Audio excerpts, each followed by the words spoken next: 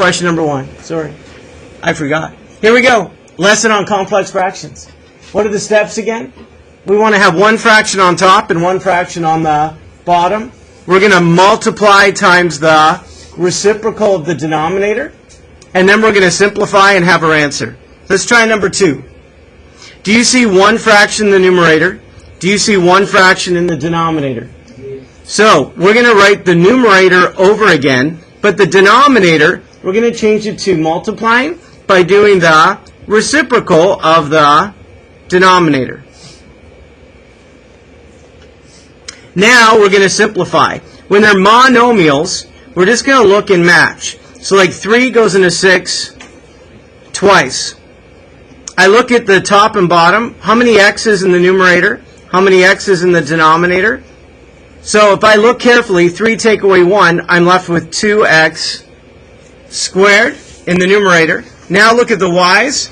Are there any y's in the denominator, in the numerator? No. And y times y makes it y squared, and you simplified it.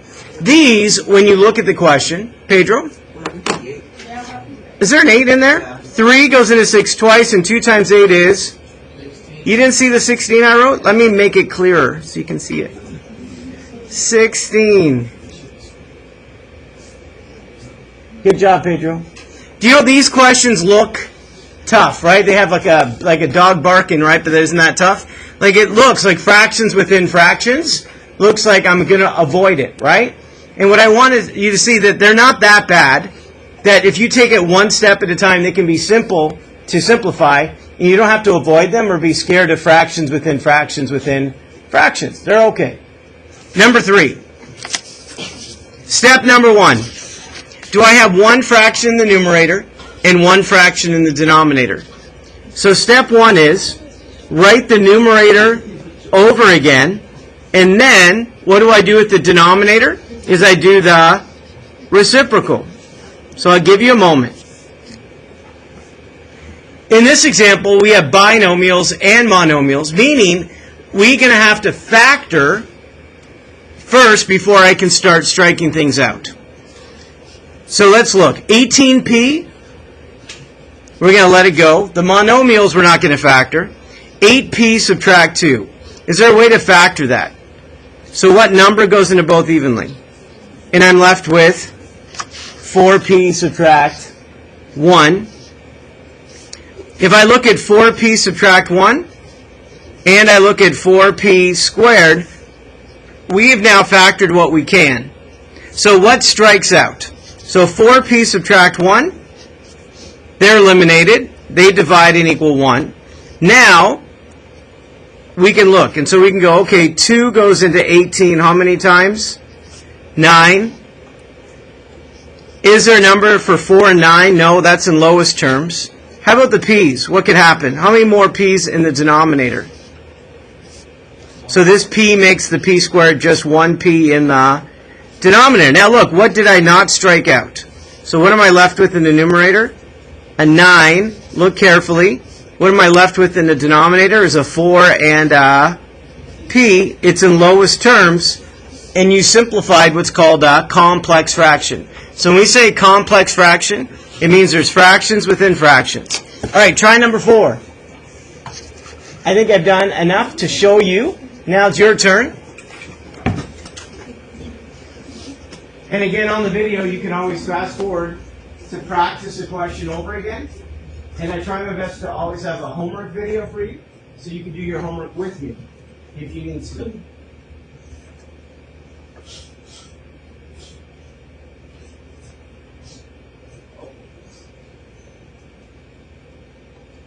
See, can you start number 4? Can you do the second step? Can you do the third step? Are you getting more confident with factoring with every day? Like every day we're practicing where you need to have your factoring toolkit out, right? Like whatever way you got to factor. Like what we practice, we remember. What you don't practice, you forget.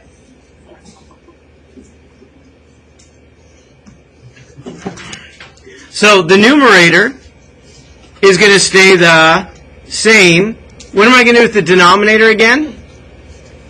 the reciprocal. Do you realize k squared subtract 1? Your spider sense goes off, right? That's a difference of squares. So is it okay if I just write that in right away?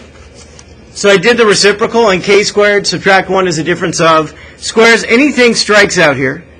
So the k subtract 1, they divide out. Anything else simplify? What happens to the k and the k squared?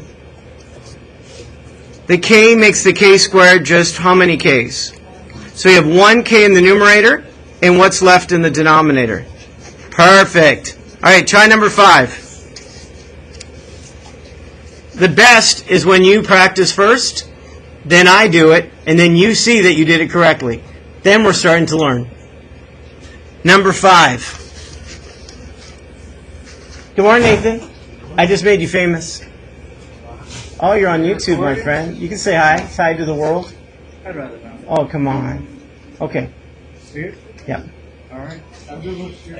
I'll see you later. Like next period. Yes, sir. You have a quiz? Oh, yeah. Oh, yeah. Miss Alvarado.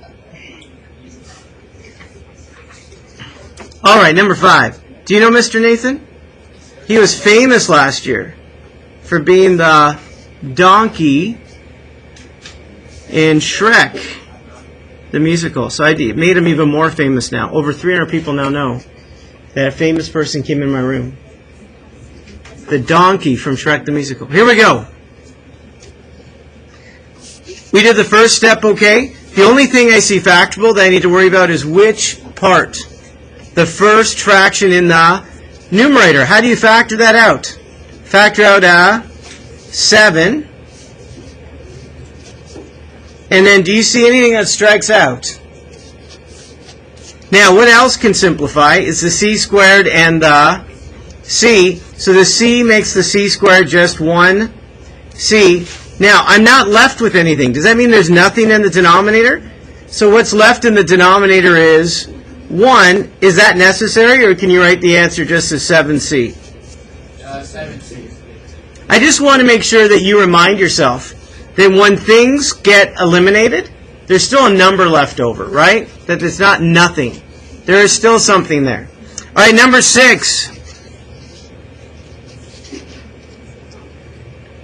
Don't worry, when we turn the page, it gets more challenging. Some of you are getting bored because it's way too easy. So a complex fraction is a fraction within a fraction within a fraction idea. We need to make sure there's one fraction in the numerator. I see that. Right away, have you practiced enough to know what two numbers multiply to 8 and add to 6? 4 and 2. Correct? Then when I do the reciprocal, the 1 now will be in the denominator. How about this one? Two numbers that multiply to negative 20 and subtract to 1. So negative 5 and positive 4. Then, once it's all set up, can you strike out any factors? So b plus 2, b plus 4, and what are we left with is b subtract 5 over 1, which is just b minus 5. All right, number 7.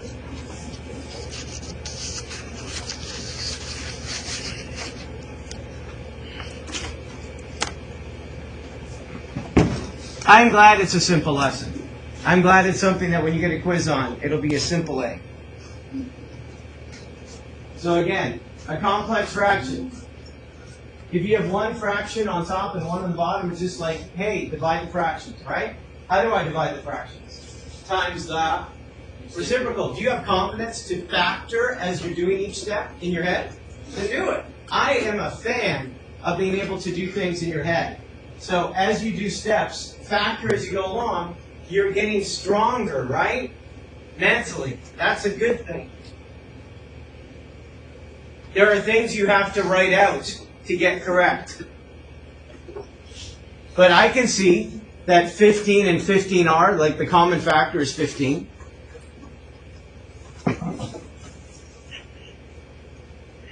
And 12 and 12 is 12. Hey, what don't you see that's in the denominator of the denominator? It's a 1 down there, right, that you don't see. And it's important Because as I do my work, and I said, as I'm doing this, you see I'm factoring as I'm going along? You can do that, right? So that 1 is significant because now that 1 is in the numerator. And then, can you see the 12 that's going to factor out? Are you confident here? So you can see that 15 and 15, they divide out. How about r subtract 1 and 1 subtract r? Do you know what name we call those factors? We call them opposite factors. So when they strike out, what am I left with? So what I'm left with now is negative 1 times 1 and 12 times r squared. Done. Okay, number 8. Again, when we turn the page, it'll be a little more challenging. But I'm thankful that I feel like this is getting simple, which it should be. You're good at factoring. You're not scared of fractions. Correct? Let's do the work. Hey, let's ask someone. Thomas, I need some focus. Tell me what I do first. You do the I do the what? Huh? Okay, so you're just looking at the numerator? The numerator of the numerator? Is that right? Yeah. That's fair. How would you factor 2m squared subtract 2m subtract 40?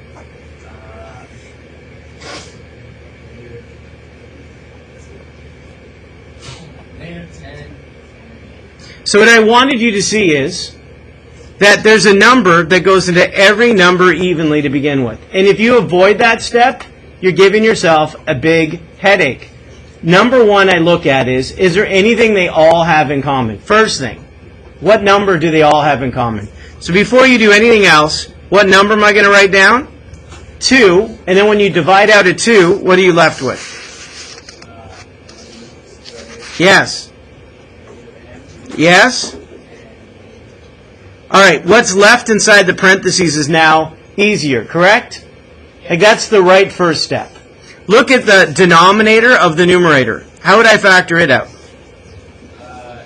3, parentheses, and 4. Perfect. Now I'm going to change it to multiplying. So I need to do the reciprocal. 9m squared, 36m, what do they have in common? So when I factor out a 9m and divide, what am I left with? You're so good. And then the numerator of the denominator becomes my denominator. How do I factor m cubed subtract 5m squared? M squared. And then what's left? M. Excellent. All right. The next step, I'm going to go one more step in the numerator. Aaliyah, how do I factor m squared take away m take away 20?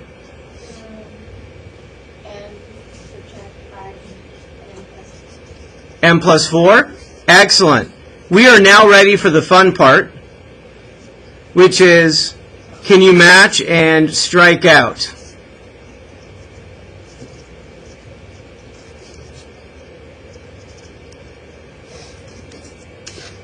All right, let's see where we're at. Marilyn, what should strike out first? M plus 4. It's gone. Tell me another one, Marilyn. Correct. Anything else?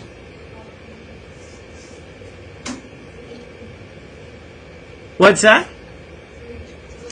3 goes into 9 how many times? 3. There's no 4. You see the 2, right? Yeah, it looks like a 4, doesn't it? The way it's laid it. This is actually an m squared. Do you see the m in the numerator? Sometimes it gets confusing because there's a lot of striking out happening. The m makes the m squared just what? 1m. So now I'm ready for my final answer. Let's see if we can do it. Michael? So that's going to be left in the answer.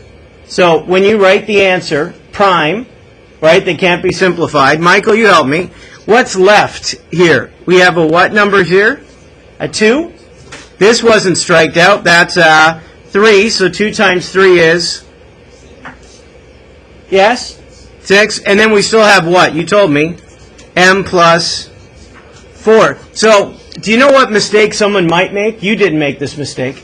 That there is one M plus 4 on the bottom.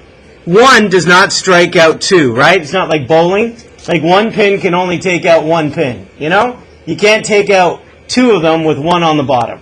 So just take out 1, and you're still left with 1 in the numerator, right?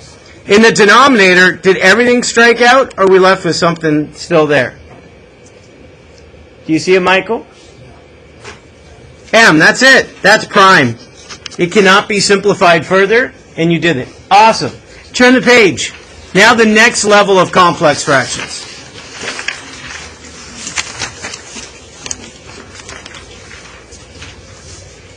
All right. Are you ready, Jessica?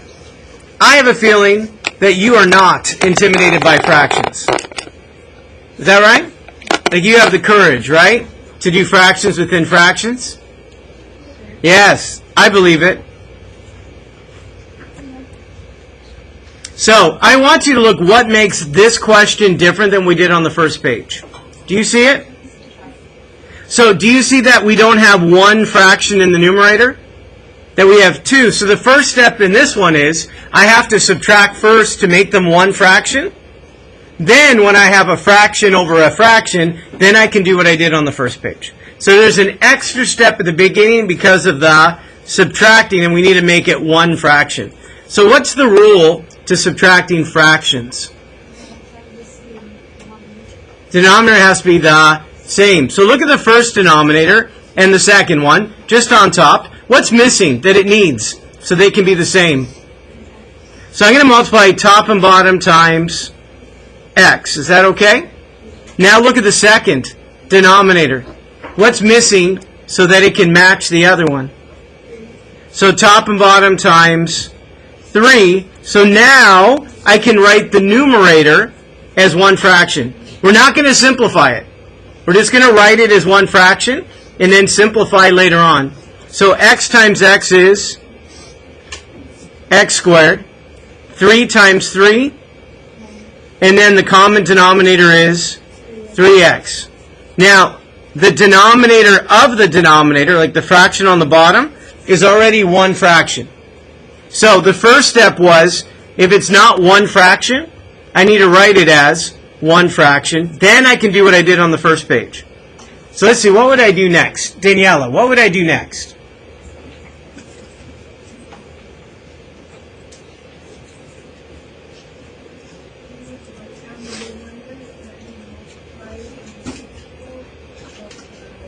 Yeah, so the numerator is x squared subtract 9 over 3x. I could have factored that already, but I'm just showing the step. Then I'm going to go times the reciprocal. Now, do you see one of these that can be factored? So what should I write down? That's what I'm going to do. Perfect. The last step here is to match and cross out. So Daniela, you do the fun part. What matches? Anything else? And that's it. So what's left that wasn't striked out? And the denominator? Perfect. You did it. All right, let's look at it again.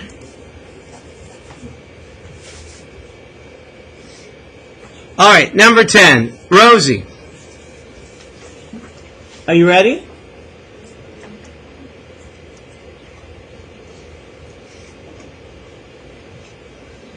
I will help you through it as you wake up. Okay?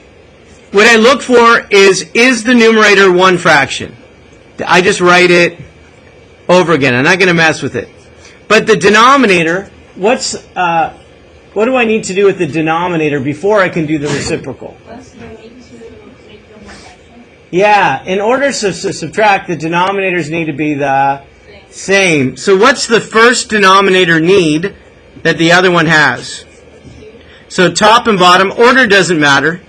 Top and bottom times Q. What does the second one need that it doesn't have? So top and bottom times P. So if I put it together, Q times 1. 1 times P. So it's Q subtract P. And the common denominator is, I'm just going to write it as PQ. So it's going to match the other one. Are we good with the first step? Chris, Saavedra, Smith, Smith. What would I do next?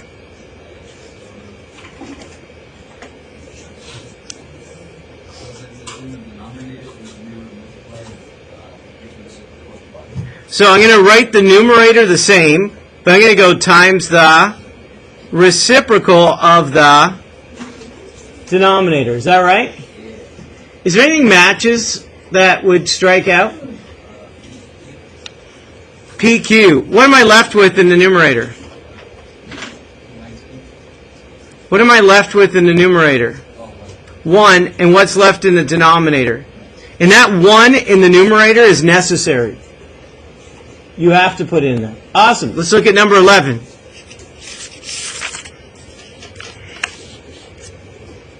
It's starting to get more fun now. Number 11. Do you see it? And you say, yes, I can. Right?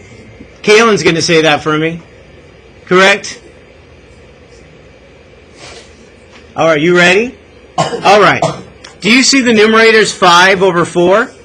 I'm not going to mess with it. I'm just going to write 5 over 4 because I just need one fraction in the numerator. It's there. What do I have to do with the denominator? Or I can support you. Did you say, can you help me? I'd love to. Look, the denominators need to be the same. Are they the same? No. How do I make them the same? One of these is factorable. Which one is factorable? And you factor it by factoring out, I'm just going to do it right there near the fraction. Is that okay? Because by factoring, I can see what does the second fraction need that it doesn't have in the denominator. What's 20 times 4? So you have 80 subtract 5, right? And the common denominator is 4 and subtract 4. Now, I am going to combine them together. But I just said, do you know where the 80 came from, right? So we multiply top and bottom times 4, so the denominators would be the same. Oh, look at that. Now it's going blue, red, like a disco ball, all in like one projector. Eduardo, what do I do next?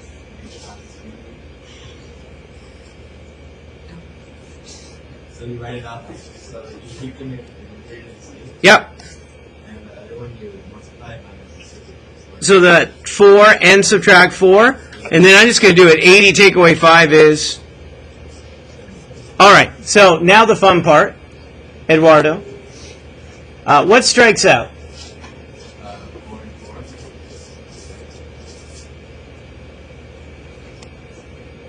And 5. How many 5s are in 75? You got this. How many nickels make 75 cents? I'm listening to you. This is something you should have without a calculator. How many 5s are in 75? I'll let you think about it. Tell me the answer. 15. It is 15. So there are 15 nickels and 75 cents. Did you know that? Now you know. So what's left in the numerator, Eduardo? Minus 4. And in the denominator? Perfect. It's over. Number 12. Kimberly, are you ready? All right.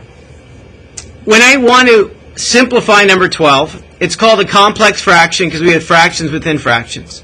When I look at the numerator, it's one fraction, so I just write it over again. When I look at the denominator, how do I write them as one fraction? How do I subtract it?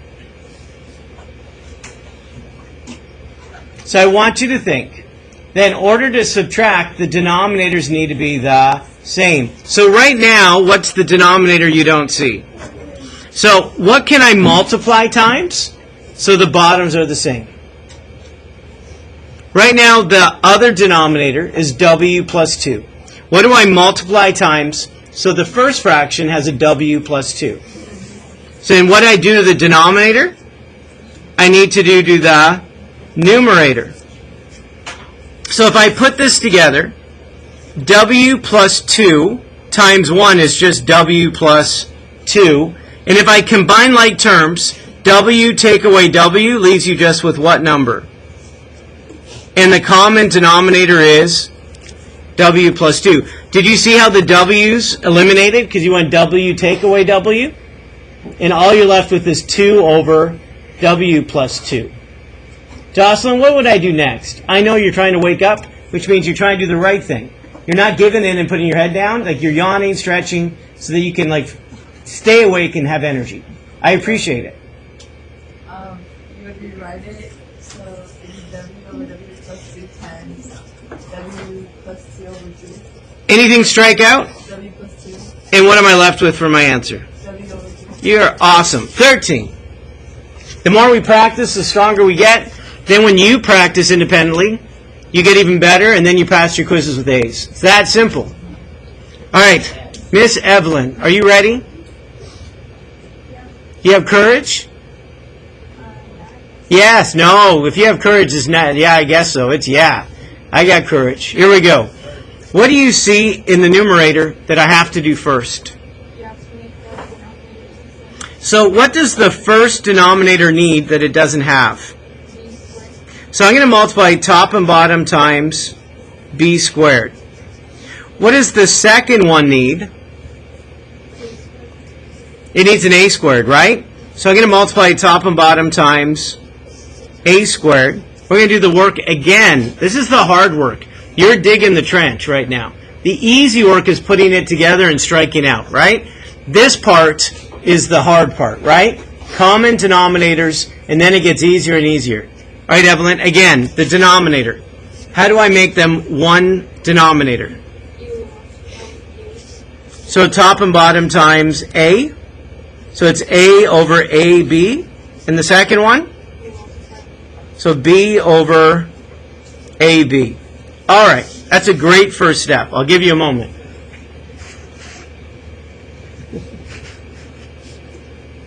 I think my projector is like a mood ring. You know, it just kind of changes like the mood changes, you know? What is it when it's like this color? It means you're angry?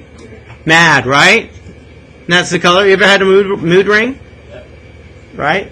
They're truthful, right? Tells you the mood. You ready, Davian? What would you do next?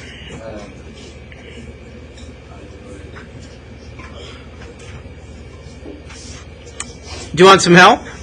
So I want you to only look at the numerator, okay? Do you notice the denominators now are the same?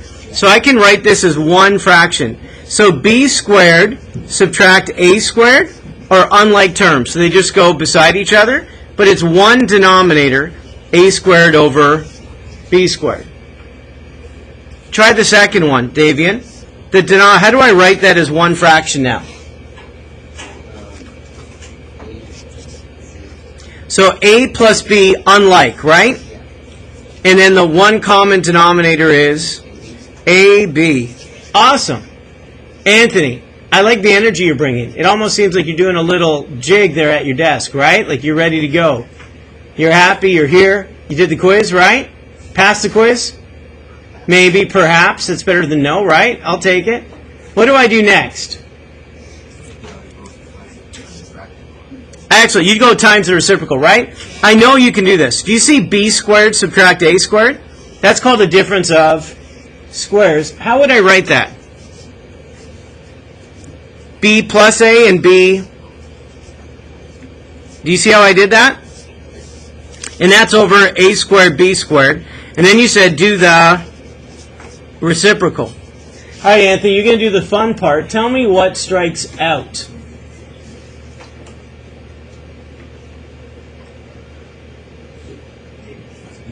A plus B. Out of there. Anything else? The A makes the A squared just A. The B makes the B squared just B. So what I'm left with in the numerator is B subtract A. And what I'm left with in the denominator is A times B. All right, we got 3 really good ones left. And I still have more people to ask to help me. So number 14. Genesis, do you have a question? Are you good?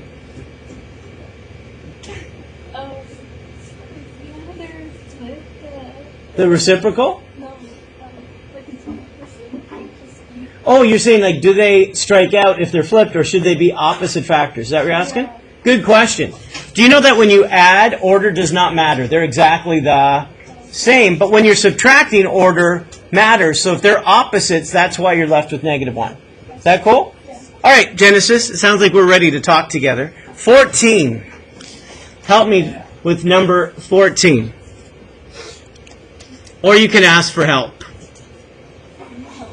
So for 14, my first goal is, can I take the numerator and write it as one fraction? What I see is m over n subtract 1. So I realize the denominator for 1 is 1, and I need the denominators to be the same. So what do I multiply times so the denominators match? N, right? I'm going to do the same thing here. What do I need to multiply so the denominators are the same? So let's put that all together. So I have -1 times n. So I have m subtract n, and the common denominator is just n. And here, m plus n. And again, the common denominator is n. That's step 1. Sarah, what's step 2? That's the hardest step, right there. Nice. Did that hurt? All right. Then she meant it. That's, oh, look, wow. All right, don't intimidate. Okay, Sarah. Sorry. Now you do the multiply by. So the numerator, right? And then the denominator, you do the reciprocal. Anything match at all? So the n strikeout. Now, I know you, so you're not going to make this mistake. But it'd be easy to think that those are opposite factors, right? And they're not. So tell me why not and why they don't cross out.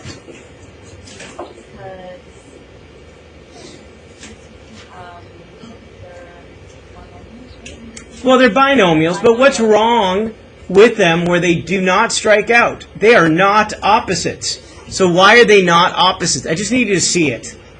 Just because you see one adding and one subtracting does not make them opposite. What needs to happen if they were opposites?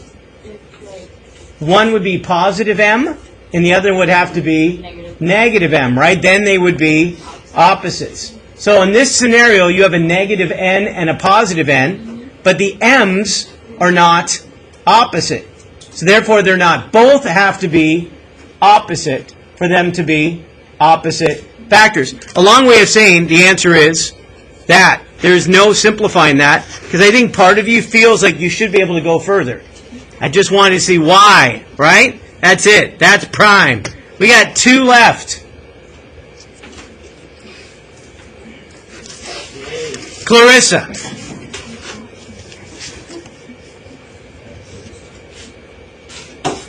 Are you tired, Clarissa? Are you tired? Are we good? Have you been learning something that if you did this without me an hour ago, that you wouldn't feel successful?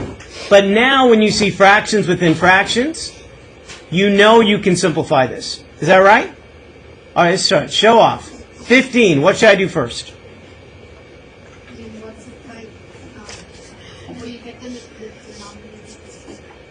So how do I do that?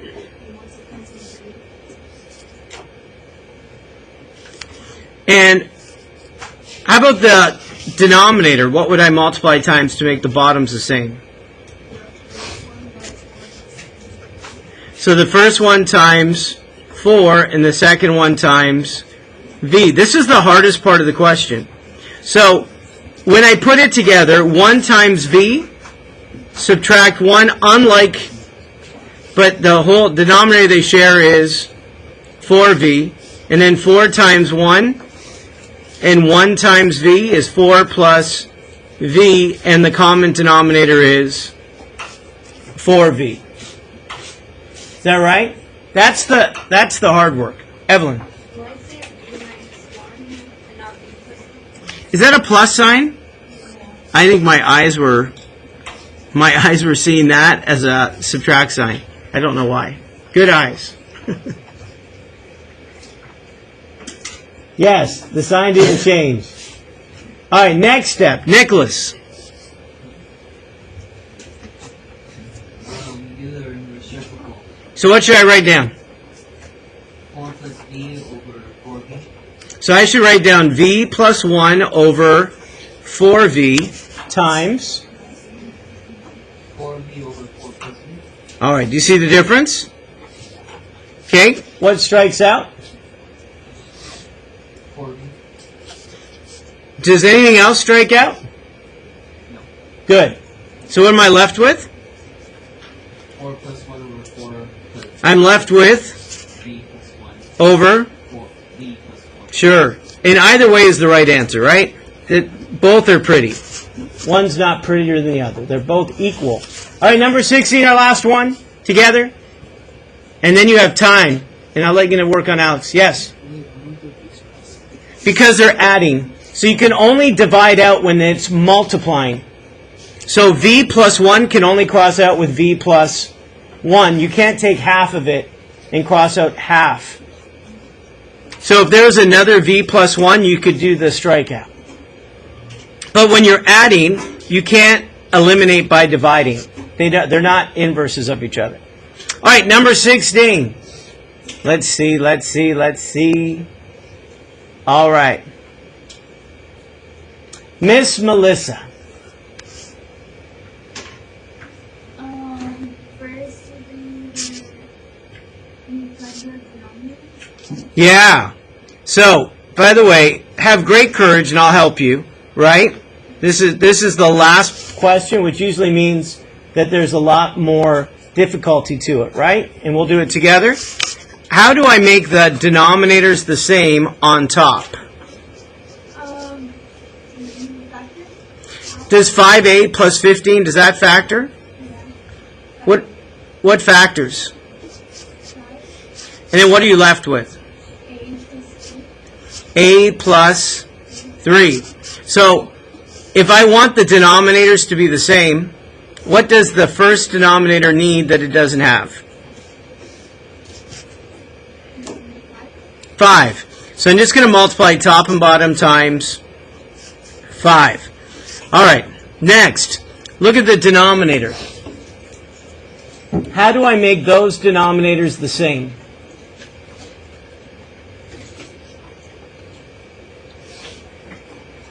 Is there anything factorable? So what I'm going to do is, I'm going to take the denominator of the other one, and I'm going to use it. So the first denominator needs 5, so I'm going to multiply top and bottom times 5. The second denominator needs a plus 3, so I'm going to multiply top and bottom times a plus 3, so that the bottoms now can be the same. Pedro, what would you do next? I would cross out a plus 3. No. What would you do next? So I set it up. Yes, so what should I write down?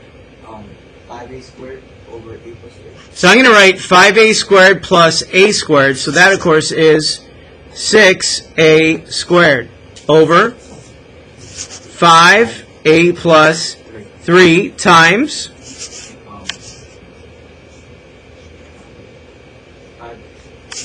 the reciprocal, right, which would be 5a plus 3. And do we have any like terms here? What do we have? 5a plus a is 6a, and we still have 3. Anything here that's still factorable?